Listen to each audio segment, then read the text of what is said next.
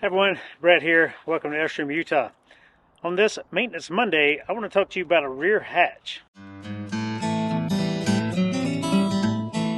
On any model with the rear hatch, it includes the Pendleton, the Tommy Bahama, now the Flying Cloud, and this is an international model.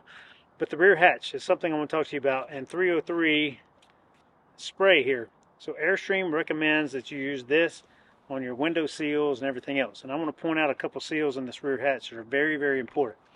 You can see one right along the top right here.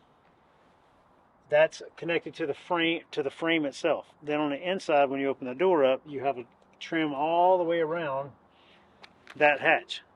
And the same with your main cabin door, and the same with all your windows. So this 303 is for all the rubber surfaces. I think the rear hatch is something you must pay attention to, because if this seal deteriorates, you'll start getting leaks here, and that would not be good. So you can lubricate it by, you can get these in wipes or spray, but if you spray a rag with it, and you